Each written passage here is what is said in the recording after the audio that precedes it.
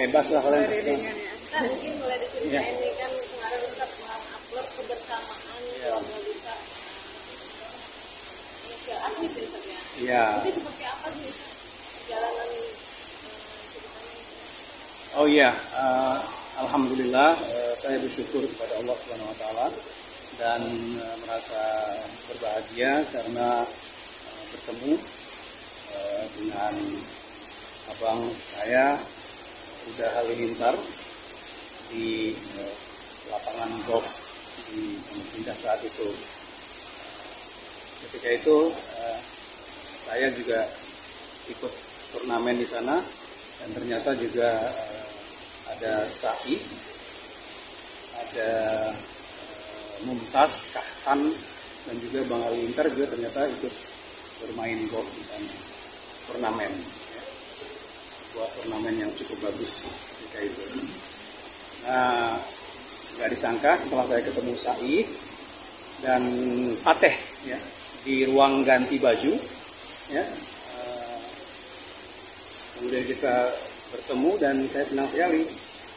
Dan setelah itu, setelah acara selesai, penyerahan hadiah dan lain-lain, saya dipanggil oleh abang saya, Bang Halilintar, yang mana ternyata dia juga ingin bertemu dengan saya.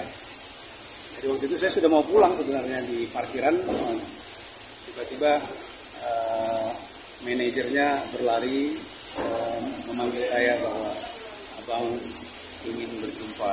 Wah, saya nggak ada pikir-pikir panjang lagi, pikir-pikir apa masalah, kenapa itu, kenapa ini, saya tidak mau lagi berpikiran itu. Ketika ada kesempatan yang Allah berikan, waktu yang Tuhan berikan untuk kita menyambung silaturahim, maka bersegeralah sambung silaturahim. Betul nggak? Karena apa? Karena itu silaturahim itu tidak boleh terlalu lama untuk dibiarkan tidak bersambung. Jadi hampir 1 dekade ya kalau saya ya. Hampir 1 dekade. Kurang lebih hampir 10 tahun kalau saya ya. Dengan Bang Halilintar. Ya, saya senang sekali. Sekarang saya senang sekali dan saya tidak lagi melihat apapun perbedaan pendapat. Kenapa itu dan kenapa ini, kenapa beliau sibuk pergi ke luar negeri dan lain-lain. Tidak, tetapi adalah satu momentum yang menurut saya baik sekali untuk menyambung silaturahim yang sudah lama tidak tersambung, ya, oleh karena beberapa keadaan dan juga kesibukan barangkali dan juga mungkin perbedaan pendapat. Namun demikian karena kita adalah saudara, sedaging dan sedarah dari sumber ibu dan ayah yang sama, maka tentu perasaan silaturahim itu tidak bisa dihilangkan. Dan saya juga bersyukur karena Rasulullah kan mengingatkan kepada kita bahwa barang siapa yang ingin dipanjangkan usianya dan diluaskan rezekinya, maka sambunglah silaturahim, ya, silah antara kalian. Sempat tidak kan pertama itu kita tidak diperkenankan waktu Ya. juga. Ya. Kalau kita lihat di sosial media ya Ustaz ya. Ya. Kan silaturahmi tidak baik antara keluarga gitu. Ya. Itu gimana Ustaz? Boleh diceritakan sedikit? Iya. Jadi pertemuan saya dengan Bang Halilintar kemarin menurut saya sudah pertemuan yang baik sekali dan memecahkan kebuntuan lah, termasuk urusan yang mungkin pernah ada antara saya dengan ponakan saya yang sangat saya sayangi, Atta Halilintar. Dan kami dari sejak awal tidak menjadi masalah dan sudah memaafkan Atta walaupun kita saat itu belum diperkenankan mengunjungi Cucunda Amina yang luar biasa cantik dan comel kata orang Sumatera ya. Jadi pertemuan saya dengan Bang Halilintar menurut saya sudah menjadi puncak bahwa tidak ada apa-apa lagi perselisihan. katakanlah begitu, antara saya dengan Bang Halilintar atau Atta Halilintar. Dan kami, ayah saya dan abang kakak saya semua, saudara-saudara kami semua, ya, keluarga besar juga sudah lebih awal memaafkan Atta ketika Atta sempat mungkin tersalah kata ketika memberikan statement di podcastnya Bang Helmi Yahya ketika itu. Ya, kita sudah maafkan dan bagi kita tidak ada masalah. Ya, dan Apa itu? ya mungkin kalian bisa lihat yang lalu ya. Jadi kita sudah maafkan dan tidak ada kesalahan mungkin kata-kata kalimat tentang ayah kami ketika itu. Ya, karena tidak ada di tempat ayah kami bekerja di sebuah perusahaan minyak itu yang lantainya pakai tanah, itu nggak ada. Ya, dan tidak ada beda-beda antara satu pegawai dengan pegawai yang lainnya.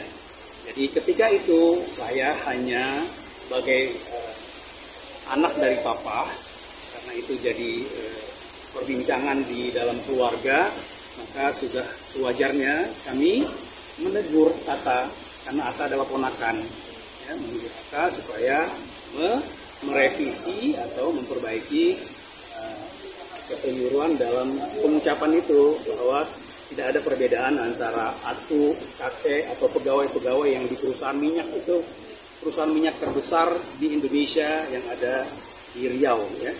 Jadi tidak benar bahwa ada yang pakai tanahnya lantai dan sebagainya.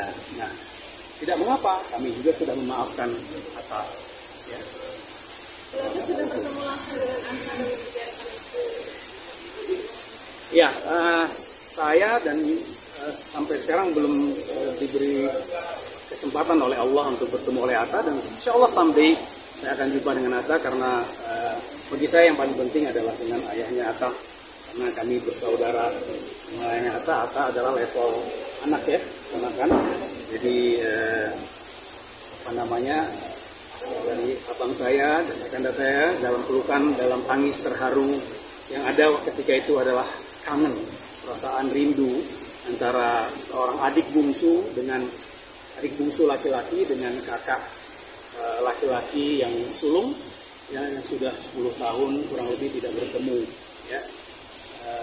Kemudian yang ada hanya kebahagiaan untuk papa, ya, yang masih bersama kita. Ketika saat ini mama sudah tidak bersama kita, mudah-mudahan itu juga menjadi membuat mama tersenyum di alam sana. Itu aja yang ada dalam pikiran saya. Ya, pertemuan itu yang penting bagi saya adalah kebahagiaan, tersenyumnya papa, ya, dan juga mama tenang di alam sana bahwa kedua anaknya sudah bertemu, berpelukan, dan melupakan segalanya yang lalu. Jadi itulah diantara hikmah yang mesti kita ambil, bahwa biasa terjadi perbedaan, biasa terjadi perselisihan, tetapi ketika itu terjadi semua, kembalikanlah ke pangkal, back to basic. Ya. Kembalilah kita dan saling memaafkan, itu yang paling penting. Nah, ketika pertemuan itu, apapun sebabnya saya tidak mau tahu lagi. Yang jelas saya sebagai adik, saya duluan yang minta maaf ketika beliau mau memanggil saya dari kejauhan oleh asistennya, saya berlari menemuinya, walaupun itu di luar gitu ya, saya cium tangannya, saya rangkul dia, dan saya bisikan ke telinganya, mohon maafkan saya, mohon ridhoi saya. Dan begitu juga sebaliknya, abang saya alhamdulillah mengatakan maafkan abang, maafkan udah. Ya, kita mulai lembaran baru insya Allah. Amin. Ya, sama Atta belum. Ya, insya Allah mudah-mudahan someday kita akan bertemu dengan Atta, dan mudah-mudahan Atta selalu diberi kesuksesan, kelancaran, dan juga diberi perlindungan oleh Allah Subhanahu wa taala dalam menghadapi suasana dia sekarang, ya, sebagai artis, sebagai public figure, mudah-mudahan dijaga oleh Allah. Mungkin dibahas sebelumnya.